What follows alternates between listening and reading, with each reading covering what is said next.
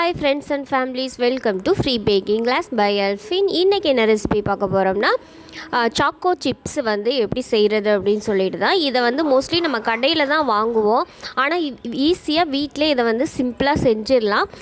இதுக்கு பொருள்னு பார்த்திங்கன்னா அவ்வளோதுக்காக எதுவும் இல்லை. கரெக்டாக நம்ம எந்த அளவு எடுக்கிறோமோ அதே அளவு வந்து நம்மளுக்கு சாக்கோ சிப்ஸ் வந்து கிடைக்கும். இதை எப்படி செய்கிறது, இதை எப்படி ஸ்டோரேஜ் பண்ணுறது, இதில் என்னென்ன டிப்ஸ் அண்ட் ட்ரிக்ஸ் இருக்குது அது எல்லாமே இந்த வீடியோவில் சொல்லியிருக்கேன். அது மட்டும் இல்லாமல் சப்ஸ்கிரைபர்ஸ் வந்து 2-3 பேர் கேட்டிருந்தாங்க, சாக்லேட் மெல்ட் பண்ண ஒழுங்காகவே வரல, அது என்ன ரீசன் சொல்லிவிட்டு அதையும் நான் இதில் சொல்லியிருக்கேன். வீடியோவை ஸ்கிப் பண்ணாமல் பாருங்கள், அப்போ தான் உங்களுக்கு தெளிவாக புரியும்.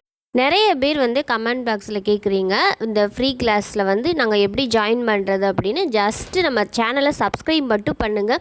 உங்களுக்கு தேவையான பேக்கிங் சம்மந்தமான அனைத்து தகவலும், அதாவது A to Z எல்லாமே இந்த சேனலில் நாங்கள் ஃப்ரீயாகவே உங்களுக்கு ப்ரொவைட் பண்ணுறோம். ரெண்டாவது பார்த்திங்கன்னா, இதுக்கு நீங்கள் எந்த ஒரு ஃபீஸும் கட்ட தேவையில்லை, உங்களுக்கு எந்த ஒரு எஜுகேஷன் குவாலிஃபிகேஷனும் தேவையில்லை. ஜஸ்ட்டு நீங்கள் வீட்டில் இருந்து ஈஸியாக பேக்கிங் கற்றுக்கலாம். கற்றுக்கிற நீங்கள் ரெடியாக சொல்லிக் கொடுக்குறதுக்கு நாங்கள் தயாராக இருக்கிறோம். எங்கள் சேனல் உங்களுக்கு பிடிச்சிருந்துச்சுன்னா லைக் பண்ணுங்கள், ஷேர் பண்ணுங்கள், கமெண்ட் பண்ணுங்கள், சப்ஸ்கிரைப் பண்ணுங்கள். பேக்கிங் சம்மந்தமாக உங்களுக்கு ஏதாவது தகவல் தேவைப்படுச்சுன்னா கண்டிப்பாக கமெண்ட் பாக்ஸில் கமெண்ட் பண்ணுங்கள். முடிஞ்சால் நாங்கள் கமெண்ட் பாக்ஸ்லேயே உங்களுக்கு ரிப்ளை பண்ணுறோம். முடியாத பட்சத்தில் இந்த மாதிரி வீடியோவோட எண்டில் நாங்கள் உங்களுக்கு ரிப்ளை பண்ணுறோம். Thank you for all. வாங்க வீடியோக்குள்ளே போகலாம். ஃபஸ்ட்டு வந்து இதுக்காக நான் டார்க் காம்பவுண்ட் சாக்லேட்டும் ஒயிட் காம்பவுண்ட் சாக்லேட்டும் எடுத்திருக்கேன். நிறைய பேர் என்கிட்ட கேட்குறது என்னென்னா, நீங்கள் என்ன பிராண்ட் சாக்லேட் யூஸ் பண்ணுறீங்க அப்படின்னு. நான் வந்து மோர்து பிராண்டு தான் யூஸ் பண்ணுறேன். இது வந்து நல்லாவே இருக்கும். அதாவது நீங்கள் ரூம் டெம்பரேச்சர்லேயே வச்சுருந்தாலும் ரொம்ப இலகி அந்த மாதிரிலாம் போகாது. வெயிட் பார்த்திங்கன்னா கரெக்டாக 500 கிராம், அதாவது அரை கிலோ சாக்லேட்டு. இதோட ரேட் பார்த்திங்கன்னா 135 ரூபா, அதாவது அரை கிலோ சாக்லேட்டு 135 ரூபாய்க்கு. இது வந்து எல்லா பேக்கிங் ரா மெட்டீரியல் ஷாப்லேயும் இருக்குது. அதே மாதிரி ஆன்லைன் ஷாப்பிங்லேயும் கிடைக்குது. ஆன்லைனில் வந்து பேக்கிங் ரா மெட்டீரியல் ஷாப்பை விட கொஞ்சம் அதிகமாக இருக்கும். ஏன்னா டெலிவரி சார்ஜ் அதெல்லாம் சேர்த்துட்டு ப்ளேயை போட்டிருப்பாங்க. இது வந்து ஒயிட் காம்பவுண்டு. இதுவும் வந்து அரை கிலோ தான். இதோட ரேட்டு பார்த்திங்கன்னா கரெக்டாக 202 ரூபா. அதாவது டார்க் காம்பவுண்டை விட ஒயிட் காம்பவுண்ட் சாக்லேட் வந்து எப்போதுமே அமௌண்ட் கொஞ்சம் கூட தான் இருக்கும். இது வந்து காம்போ பேக்காக கூட நீங்கள் வாங்கிக்கலாம். அதாவது ஆன்லைனில் வந்து காம்போ பேக்காக கிடைக்கிது, அதை கூட நீங்கள் வாங்கிக்கலாம். பேக்கிங் ரா மெட்டீரியலில் வாங்க முடியாத பட்சத்தில் நீங்கள் ஆன்லைனில் வாங்கிக்கலாம். இது வந்து நார்மல் ரூம் டெம்பரேச்சர்லேயே நீங்கள் வச்சு எடுத்துக்கலாம். ஃப்ரிட்ஜிலலாம் வைக்கணும்னு அவசியம் இல்லை. ஒருவேளை நீங்கள் பிளாக் ஃபாரஸ்ட் கேக் செய்கிறீங்க, அதில் வந்து நான் சாக்லேட் துருவி போடணும், அப்போ ரூம் டெம்பரேச்சர்லேருந்து திருக முடியலை அப்படின்னு தோணுச்சுன்னா உங்களுக்கு அப்போம்போது மட்டும் ஒரு 1/2 hour வந்து ஃப்ரிட்ஜில் வச்சுக்கலாம். இது ஃப்ரிட்ஜில் வைக்காமலே இந்த டெக்ஸ்சரில் தான் இருக்கும். ஃப்ரிட்ஜில் வச்சுட்டு நீங்கள் துருவி எடுத்திங்கன்னா உங்களுக்கு கொஞ்சம் ஈஸியாக இருக்கும். அதாவது காய் திருவுறதை வச்சு திருவலாம், இல்லைன்னா சீஸ் திருவுவாங்கள்ல அதில் வச்சும் நீங்கள் திருவி எடுத்துக்கலாம். இதை வச்சு தான் நம்ம வந்து இன்றைக்கி சாக்கோ சிப்ஸ் வந்து செய்ய போகிறோம். இது வந்து நீங்கள் எவ்வளோ கிராம்ஸ் எடுக்கிறீங்களோ அதே அளவு கிராம்ஸ் வந்து உங்களுக்கு சாக்கோ சிப்ஸ் கிடைக்கும். இதை எப்படி செய்கிறதுன்னா, நான் ஃபஸ்ட்டு வந்து ஒரு சுடுதண்ணி எடுத்துக்கிறேன். ஒரு சுடுதண்ணி வந்து கொதிச்சுட்டு நான் ஆஃப் பண்ணிட்டேன், அந்த லெவலில் இருக்கணும். அதுக்கு மேலே ஒரு துளி கூட ஈரமில்லாத பவுல் வைக்கணும். இந்த பவுலும் இந்த சுடு தண்ணியும் டச் ஆகக்கூடாது. அதாவது அந்த சுடுதண்ணியோட ஆவியில் தான் அந்த சாக்லேட் வந்து மெல்ட் ஆகணும். இதில் வந்து நான் கரெக்டாக 50 கிராம் அளவு டார்க் சாக்லேட், அதாவது டார்க் காம்பவுண்ட் எடுத்திருக்கேன். நம்ம யூஸ் பண்ணுற கரண்டியும் வந்து ஈரமே இருக்கக்கூடாது. ஈரம் இருந்துச்சுன்னா உங்களுக்கு இலகி அது ஒழுங்கான டெக்ஸ்சரில் உங்களுக்கு வராது. ஈரமே இல்லாமல் பார்த்துக்கோங்க. நிறைய பேர் என்கிட்ட கேட்டது என்னென்னா, நான் சாக்லேட் மெல்ட் பண்ணும்போது எனக்கு வந்து கட்டிப்படுது அப்படின்னு சொல்கிறாங்க. அது என்ன ரீசன் நான் சொல்லிடுறேன்.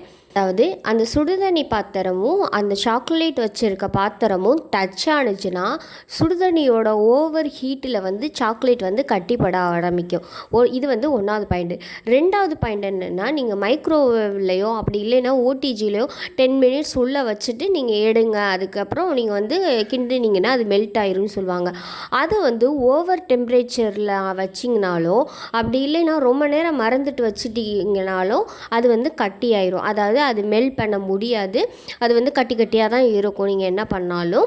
நெக்ஸ்ட்டு வந்து அந்த சுடுதண்ணி பாத்திரத்திலே நீங்கள் அந்த மெல்ட் பண்ண போகிற சாக்லேட்டை வச்சுட்டு சத்த நேரம் கிண்டாமலே விட்டுட்டீங்கன்னு வச்சுக்கோங்க. அப்போவும் வந்து உங்களுக்கு கட்டிப்பட ஆரம்பிக்கும். அதுக்கடுத்து இன்னொரு பாயிண்ட் என்னென்னா, நீங்கள் ஃப்ரிட்ஜிலேருந்து டைரெக்டாக எடுத்து மெல்ட் பண்ணாதீங்க. ஃப்ரிட்ஜிலேருந்து எடுத்து ஒரு 1 ஹவராவது வெளியில் வச்சுட்டு அதுக்கப்புறம் நீங்கள் மெல்ட் பண்ணிங்கன்னா கரெக்டாக வரும். சுடுதண்ணி பாத்திரமும் சுடுதண்ணி மேலே இருக்கிற சாக்லேட் பாத்திரமும் ஒட்டாமல் இருக்கணும். அதே மாதிரி டைரெக்டாக அடுப்பில் வச்சும் பண்ணாதீங்க. ஒரு சில நேரத்தில் ஓவர் ஹீட் வந்து அந்த சாக்லேட்டுக்கு போணுச்சுன்னா அப்போவும் கட்டிப்பட ஆரம்பிக்கும். இந்த ரூல்ஸ் எல்லாம் நீங்கள் ஃபாலோ பண்ணிங்கன்னா கண்டிப்பாக உங்களுக்கு கட்டிப்படாது. நார்மல் ரூம் டெம்பரேச்சர்லேயே சாக்லேட்டை வச்சுக்கோங்க. உங்களுக்கு தேவையான போது சுடுதண்ணி பாத்திரத்தில் வச்சு மெல்ட் பண்ணி எடுத்துக்கோங்க. ஜஸ்ட்டு அந்த பாத்திரமும் மேலே உள்ள பாத்திரமும் கீழே உள்ள பாத்திரமும் டச் ஆகாமல் பார்த்துக்கோங்க. அவ்வளோதான். தகவல் வந்து உங்களுக்கு புரியும்படியாக இருக்கும்னு நான் நம்புகிறேன். இந்த சாக்லேட்டை வந்து நல்லா கட்டிகள் எதுவும் இல்லாத அளவுக்கு நம்ம ஒரு சில்கி ஸ்மூத்தாக வந்து நல்லா மெல்ட் பண்ணி எடுத்துக்கணும். ஏர் பபிள்ஸ் உள்ளே இருக்க தான் செய்யும். இந்த மாதிரி சில்கி ஸ்மூத்தாக நீங்கள் வந்து மெல்ட் பண்ணி எடுத்துக்கோங்க. கட்டிகள் எதுவும் இல்லாத அளவுக்கு கலந்து எடுத்துக்கோங்க. அப்படி நீங்கள் ஒரு வேளை ஓவர் ஹீட் ஆகி ஒரு சில நேரங்களில் கட்டி ஆகுது அப்படின்னு நீங்கள் நினச்சிங்கன்னா அந்த சுடுதண்ணி பவுல்லேருந்து அந்த சாக்லேட் பவுலை எடுத்துகிட்டு சத்த நேரம் வெளியில் வச்சு நல்லா கிண்டி கொடுங்க. அதுக்கப்புறம் மறுபடியும் சுடுதண்ணி பாத்திரத்தில் வச்சு நல்லா மெல்ட் பண்ணி எடுத்துக்கலாம். இப்போ நான் வந்து இந்த சுடுதண்ணி பாத்திரத்துலேருந்து எடுத்துகிட்டு லைட்டாக நான் கலந்து எடுத்துக்கிறேன். இப்போ பார்த்தீங்கன்னா எனக்கு வந்து நல்லா சில்கி ஸ்மூத்தாக வந்திருக்கு. இது நல்லா ஃபஸ்ட்டு ஆறணும். நீங்கள் ஆறுறதுக்காக ஃப்ரிட்ஜுக்குள்ளே வச்சிடாதீங்க. அதாவது ஃப்ரிட்ஜில் வச்சு ஆறட்டும், கொஞ்சம் சில்னஸ் ஆகட்டும் அப்படின்னு நினச்சி வச்சிங்கன்னா சாக்லேட் வந்து கட்டி ஆயிரும். அப்படி முடக்கான கடிச்சு சாப்பிட்ற பிஸ்கட் மாதிரி ஆயிரும். அதனால ரூம் டெம்பரேச்சர்லே, அதாவது நார்மல் ரூம் டெம்பரேச்சர்லே வச்சுருங்க. அந்த சூடெல்லாம் போனதுக்கப்புறம் அதுக்கப்புறம் நீங்கள் பைப்பிங் பேக்கில் ஊற்றி எடுத்துக்கோங்க. நீங்கள் ஃபஸ்ட்டே அதாவது சூடோடே ஊற்றுனீங்கன்னா நீங்கள் ட்ராப்ஸ், அதாவது அந்த ட்ரேயில் ட்ராப்ஸ் மாதிரி வைக்கும்போது தண்ணியாக இருக்கும். அது ஒரு ஷேப் கிடைக்காது. அதாவது அந்த சாக்கோ சிப்ஸு அந்த டெக்ஸ்சர் கிடைக்காது. ஆறி கொஞ்சமாவது கெட்டியானால் தான் உங்களுக்கு அந்த டெக்ஸ்சர் கரெக்டாக வரும். அதுக்காக ரொம்ப கெட்டியாகிடவும் கூடாது. கரெக்டாக ஒரு அரை மணி நேரம் அப்படி இல்லைன்னா 3/4 மணி நேரம் நீங்கள் வெளியில் வச்சுருந்துட்டு அதுக்கப்புறமா பைப்பிங் பேக்கில் ஊற்றி எடுத்துக்கோங்க. அப்போ தான் கரெக்டாக வரும். இப்போ வந்து நான் ஒரு கிளாஸ், அதாவது ஒரு டம்ளரு இல்லைன்னா ஒரு பவுல் அந்த மாதிரி கூட எது வேணாலும் வச்சுக்கலாம். அது மேலே வந்து இந்த பைப்பிங் பேக், இது வந்து சின்ன பைப்பிங் பேக்கு. பைப்பிங் பேக்லேயே 3 விதமாக இருக்குது. மீடியம், ஸ்மாலு, லார்ஜ் அந்த மாதிரி இருக்குது. நான் வந்து ஸ்மால் எடுத்திருக்கேன். இதில் வந்து நம்ம மெல்ட் பண்ணி வச்சுருக்க சாக்லேட்டை வந்து உள்ளே சேர்த்துக்கலாம். சேர்த்துட்டு மேலே ஓப்பன் வழியாக வந்து நம்ம சாக்லேட் வெளியில் வராமல் இருக்கிறதுக்கு ஒரு லப்பர் பேண்ட் போட்டு நல்லா டைட்டாக க்ளோஸ் பண்ணி எடுத்துக்கோங்க. ஒரு சில நேரத்தில் நம்ம வந்து ஃபோர்ஸ் அமுக்கும் போது இந்த வழியாக வந்து வெளியில் வந்துடும். அந்த ப்ராப்ளம் வராமல் இருக்கிறதுக்காக ஒரு லப்பர் பேண்ட் போட்டு நீங்கள் நல்லா ஸ்ட்ராங்காக இது பண்ணிக்கோங்க. அதுக்கப்புறம் இது வந்து பீஸா பேன்னு சொல்லுவாங்க. அதாவது இந்த ஓடிஜிக்குள்ளே வைக்கிற பேன் இருக்கும்ல, அதை எடுத்துருக்கேன். அது இல்லைன்னா நீங்கள் நார்மல் சாப்பிட்ற பிளேட்டு கூட எடுத்துக்கலாம், ஏதாவது ஒரு பிளேட்டு. அதே மேலே வந்து இந்த மாதிரி ஒரு பட்டர் பேப்பர், அதாவது நம்ம கேக்குக்கு யூஸ் பண்ணுவோம்ல பட்டர் ஷீட்டு, அந்த பேப்பரை வந்து நான் லைட்டாக கட் பண்ணிவிட்டு அந்த ட்ரேயிலையும் தட்டிலையும் வந்து போட்டு எடுத்துக்கிறேன். அப்போ தான் நம்ம எடுக்கும்போது அது வந்து நம்மளுக்கு கரெக்டாக ஒட்டாமல் வரும். இந்த மாதிரி ஷீட்டை வச்சதுக்கப்புறம் இதில் எதுவும் ஈரம் இல்லாமல் பார்த்துக்கோங்க. இப்போ நம்ம மெல்ட் பண்ணி வச்சுருக்க சாக்லேட்டை ஊற்றி வச்சுருக்கோம் பைப்பிங் பேக்கை, அதை எடுத்து சின்ன சின்ன டாட், அதாவது எக்ஸாக்டாக அந்த சாக்கோ சிப்ஸ் எப்படி இருக்குமோ அந்த மாதிரி வந்து நான் வந்து ஊற்றி எடுத்துக்கிறேன். உங்களுக்கு எந்த ஷேப் வருமோ எதில் வேணாலும் எடுத்துக்கலாம். ஏன்னா மேக்ஸிமம் வந்து நம்ம வந்து இதை குக்கீஸ்க்கு யூஸ் பண்ணுவோம், அப்படி இல்லைன்னா டெக்கரேஷனுக்கு யூஸ் பண்ணுவோம். அதனால நம்ம விருப்பம்தான், நம்மளுக்கு என்ன ஷேப் வேணுமோ அந்த மாதிரி நீங்கள் வந்து பிழிஞ்சு எடுத்துக்கலாம். இது மாதிரி இதில் நீங்கள் 50 கிராம் சாக்லேட் எடுக்கிறீங்கன்னா சேம் 50 கிராம் அளவுக்கு உங்களுக்கு சாக்கோ சிப்ஸ் வந்து கிடைக்கும். ஒரு 4-5 கிராம் கம்மியாகும். ஏன்னா அந்த பாத்திரத்தில் ஒட்டி இருக்கிறது, அந்த பைப்பிங் பேக்கில் ஒட்டி இருக்கிறது போக மீதி வந்து நம்ம எவ்வளவு எடுக்கிறோமோ அதே அளவுக்கு கிடைக்கும். இந்த மாதிரி நான் பிழிஞ்சு எடுத்துக்கிறேன். நெக்ஸ்ட்டு வந்து அதே சுடுதண்ணி பாத்திரத்தில் ஒரு ஈரமில்லாத பவுல், அதாவது பாத்திரத்தையும் தண்ணியும் டச் பண்ணாத அளவுக்கு பார்த்துக்கோங்க. கூட நான் 50 கிராம் அளவு ஒயிட் காம்பவுண்ட் எடுத்திருக்கேன். இந்த ஒயிட் காம்பவுண்ட் வந்து டார்க் காம்பவுண்ட் சாக்லேட்டை விட ஒயிட் காம்பவுண்ட் சாக்லேட் வந்து ஈஸியாக சீக்கிரமே மெல்ட் ஆயிரும். டார்க் சாக்லேட்டு தான் கொஞ்சம் லேட் ஆகும். அதே மாதிரி காம்பவுண்ட் சாக்லேட் வந்து கொஞ்சம் கெட்டியாக இருக்கும். ஒயிட் காம்பவுண்ட் சாக்லேட் வந்து கொஞ்சம் தண்ணியாக இருக்கும். அதாவது டார்க் காம்பவுண்ட் மெல்ட் பண்ணதை விட ஒயிட் காம்பவுண்ட் வந்து கொஞ்சம் தண்ணியாக இருக்க மாதிரி இருக்கும். இதை வந்து நல்லா மெல்ட் பண்ணி எடுத்துக்கோங்க. கொஞ்சம் கூட ஈரப்பதம் இல்லாமல் இருக்கணும். ஈரம் இருந்தாலே உங்களுக்கு வந்து கரெக்டாக வராது. அது மெல்ட் பண்ணும்போது தண்ணி இருந்துச்சுன்னா அந்த தண்ணியும் சாக்லேட்டும் ஒன்றாயிட்டு நீங்கள் புழிஞ்சதுக்கப்புறம் அந்த தண்ணி வந்து ஈரப்பதத்தில் காஞ்சிரும். அந்த காஞ்ச இடத்துல வந்து விறுவிறுவாக ஆகும். அப்படி இல்லைன்னா அந்த இடத்துல ஓட்டை மாதிரி ஹாலோ மாதிரி இருக்கும். அந்த ப்ராப்ளம் எதுவும் வராமல் இருக்கிறதுக்கு தான் தண்ணி எதுவும் இல்லாமல் பார்த்துக்கோங்கன்னு சொல்கிறேன். இப்போ நம்ம மெல்ட் பண்ணி வச்சுருக்க ஒயிட் காம்பவுண்ட் சாக்லேட்டை நான் இந்த மாதிரி ஒரு பைப்பிங் பேக்கில் ஊற்றி எடுத்துக்கிறேன். ஊற்றுனதுக்கப்புறம் இதையும் வந்து ஒரு லப்பர் பேண்ட் போட்டு நல்லா க்ளோஸ் பண்ணி எடுத்துகிட்டு நம்ம டார்க் சாக்லேட் எப்படி பிழிஞ்சு எடுத்தோமோ அதே மாதிரி இந்த ஒயிட் காம்பவுண்ட் சாக்லேட்டையும் சின்ன சின்ன டாட்டாக நான் பிழிஞ்சு எடுத்துக்கிறேன். அது சிசர்ஸ் வச்சு இந்த பைப்பிங் பேக்கை நீங்கள் கட் பண்ணும்போது அதாவது இந்த அளவுக்கு கட் பண்ணால் போதும். ரொம்ப பெரிய ஓட்டையாக கட் பண்ணிங்கன்னா அது நிறைய விழுவும். கரெக்டாக ஒரு மிளகு இருக்குல்ல, மிளகு அளவு வந்து நீங்கள் கட் பண்ணி எடுத்திங்கன்னா உங்களுக்கு கரெக்டாக வரும். ஒரு ப்ராப்ளம்னா இது எல்லாத்தையும் நம்ம பிழிஞ்சு எடுக்கிறதுக்கு கொஞ்சம் டைம் ஆகும். கொஞ்சம் வந்து கை வலிக்கிற மாதிரி இருக்கும். ஆனால் இதை வந்து செஞ்சு முடிச்சதுக்கப்புறம் நம்ம ஸ்டோரேஜ் பண்ணி வச்சுட்டா எப்போ வேணாலும் யூஸ் பண்ணிக்கலாம். இது வந்து சாக்லேட் ஷீட்டு, அதாவது டெக்கரேஷனுக்கு யூஸ் பண்ணுவோம்ல ஷீட்டு, அந்த ஷீட்லேயே வந்து நான் வந்து கொஞ்சம் பெரிய பெரிய டாட்டா போட்டு எடுத்துக்கிறேன். அதாவது சின்ன சின்ன குழந்தைங்கள்லாம் இருந்தாங்கன்னா அவங்களுக்கு வந்து இப்போ நீங்கள் சாக்கோ சிப்ஸ் கொடுக்குறீங்கன்னா சின்னதாக இருந்தால் கையில் எடுத்து சாப்பிட முடியாதுல, கொஞ்சம் பெருசாக போட்டுவிட்டோன்னா சாப்பிட்றதுக்கு ஈஸியாக இருக்கும். அதனால் கொஞ்சம் பெருசாகவே நான் பிழிஞ்சு எடுத்துக்கிறேன். இப்போ நம்ம ரெடி பண்ணி வச்சுருக்க இந்த 2 சாக்கோ சிப்ஸையும் நான் வந்து ஃப்ரிட்ஜில் எடுத்து வச்சிடுறேன். அதாவது ஃப்ரிட்ஜில் ஒரு அரை மணி நேரம் வந்து நான் கூலிங்காக விட்டுறேன். அதுக்கப்புறம் நான் இப்போ வெளியில் எடுத்துகிட்டு இதை வந்து பார்த்திங்கன்னா கையில் சும்மா அந்த பேப்பரை கசக்குனாலே அது எல்லாம் கொட்டிடும். பார்த்திங்கனாலே தெரியும் நம்ம சாக்கோ சிப்ஸ் வந்து எவ்வளோ அருமையாக வந்திருக்குன்னு. நம்ம என்ன ஷேப் வேணாலும் செஞ்சு எடுத்துக்கலாம். இது வந்து ஷார்ப்பாக இருக்கும். அந்த எட்ஜு வந்து நடுவில் இருக்க எட்ஜு வந்து கொஞ்சம் ஷார்ப்பாக இருக்கும். அப்படி இருந்தால் தான் நம்மளுக்கு பார்க்க சாக்கோ சிப்ஸ் அப்படின்னு தெரியும். ஆனால் ஃபாரினர்ஸ்லாம் ஃப்ளாட்டாக தான் இருக்கும் சாக்கோ சிப்ஸ் வந்து. ஒவ்வொருத்தவங்க பார்வையை பொறுத்து தானே இருக்குது. ஒன்றும் பிரச்சனை இல்லை. நம்மளுக்கு ஃபஸ்ட் டைம் பண்ணும்போது வராது சரியாக. அதனால நீங்கள் வந்து கவலைப்பட வேண்டாம். நெக்ஸ்ட் பண்ணும்போது கரெக்டாக வந்துடும். இப்போ வந்து இந்த மாதிரி சும்மாவே விரல்லே நீங்கள் பிரித்து எடுத்துடலாம். மாதிரி அதாவது அந்த பட்டர் பேப்பர் லைட்டாக கசக்குனிங்கனாலே நீங்கள் டிமோல்ட் பண்ணி எடுத்துக்கலாம். இப்போ பார்த்தீங்கன்னா தெரியும் நம்ம சாக்கோ சிப்ஸ் எப்படி பர்ஃபெக்டாக வந்திருக்குன்னு. இதை வந்து எப்படி ஸ்டோரேஜ் பண்ணுறது அப்படின்ட்டு நிறைய பேருக்கு டவுட்ஸ் இருக்கும். நார்மலாக இது ரூம் டெம்பரேச்சர்லேயே வச்சுருக்கலாம். ஆனால் நீங்கள் வந்து இப்போ ஒரு கேக் பண்ண போகிறீங்க, நான் வந்து ஒரு குக்கீஸ் பண்ண போகிறேன், அதுக்கு வந்து இந்த சாக்கோ சிப்ஸ் எடுத்து யூஸ் பண்ண போகிறேன்னா நீங்கள் கையில் இல்லைங்கன்னா லைட்டாக பிசுன்னு ஒட்டும். ஆனால் எல்லாம் மெல்ட் ஆகி ஒன்றா சேருமான்னு கேட்டிங்கன்னா ஒன்றா சேராது. நார்மல் ரூம் டெம்பரேச்சர்லேயே வச்சுக்கலாம்.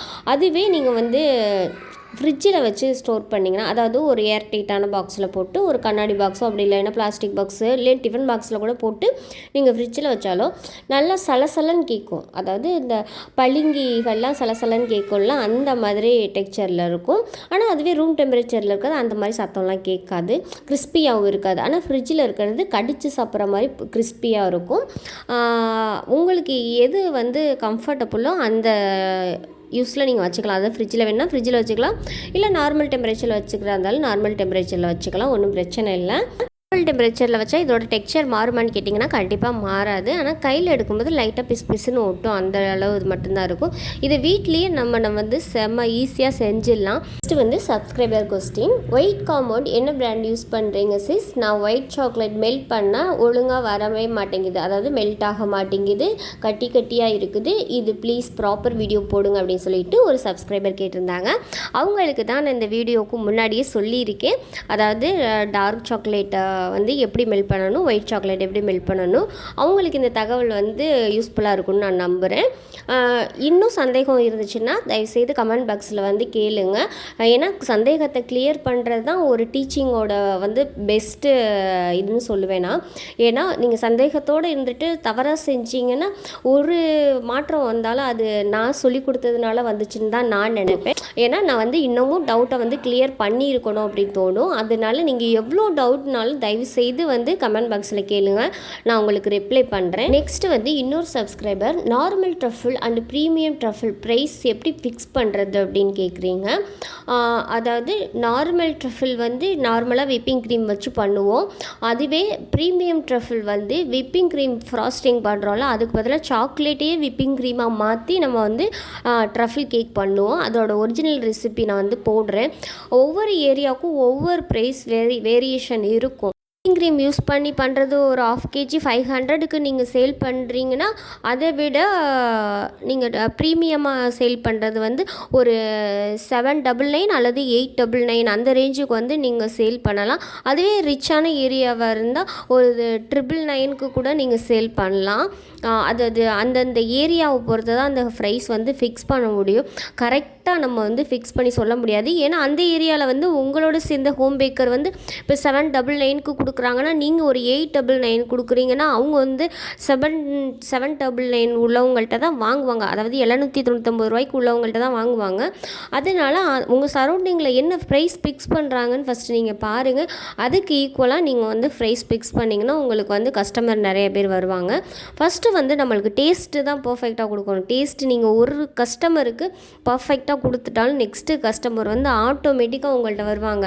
கண்டிப்பாக அவங்க வந்து இன்னும் 4 பேர்கிட்ட ரெக்கமெண்ட் பண்ணி இன்னும் ஒரு 4 ஆர்டர் வந்து உங்களுக்கு சேர்த்து தான் வரும். அதனால டேஸ்ட் வைஸ் நீங்கள் எந்த குறையும் வைக்காதீங்க. ஒருத்தவங்க கேட்டிருக்காங்க, விப்பிங் க்ரீம் இல்லாமல் வேறு ஏதாவது க்ரீம் வச்சு கேக் சேல் பண்ணலாமா சொல்லுங்க அப்படின்னு. நான் வந்து நேற்றோட வீடியோவில் போடுறேன்னு சொல்லியிருந்தேன். ஆனால் என்னால் வந்து நேற்று வீடியோ போட முடியல. அவங்களுக்கு வந்து நான் சாரி சொல்லிக்கிறேன். இன்றைக்கி வந்து அவங்களுக்கு நான் ரிப்ளை பண்ணுறேன். அதாவது விப்பிங் க்ரீம் தான் நம்மளுக்கு காஸ்ட்டு, அதாவது அமௌண்ட் வந்து கம்மி. நார்மல் நீங்கள் வந்து பட்டர் க்ரீமில் செஞ்சிங்கன்னா உங்களுக்கு ஹை லெவலில் போகும். இன்னொரு க்ரீம் என்னென்னு பார்த்தீங்கன்னா எக்கை வச்சு பண்ணலான்னு சொல்லுவாங்க. ஆனால் எக்கோட வெறும் எக்கை வச்சு பண்ணிங்கன்னா அந்தளவுக்கு உங்களுக்கு வந்து டெக்கரேஷன் பண்ணவோ இல்லை ஃப்ராஸ்டிங் பண்ணவோ வரவே வராது. அதே மாதிரி டால்டான்னு சொல்லுவாங்கள்ல, அதாவது நார்மல் பேக்கரியிலலாம் இருக்கும். அந்த கேக் ரூம் டெம்பரேச்சர்லேயே இருக்கும். ஒரு 7 டே 8 டேஸ் கூட இருக்கும். அந்த மாதிரி உள்ள க்ரீம் வந்து பயன்படுத்துனீங்கன்னா இப்போல்லாம் யாரும் அந்தளவுக்கு வாங்குறது இல்லை. நெக்ஸ்ட்டு பார்த்திங்கன்னா விப்பிங் க்ரீம் பவுடர் வந்து பால் பவுடருக்கும் என்ன டிஃப்ரெண்ட்டோ அதே மாதிரி தான் விப்பிங் க்ரீம் பவுடருக்கும் அவ்வளோதுக்கா டேஸ்ட் கிடைக்காது.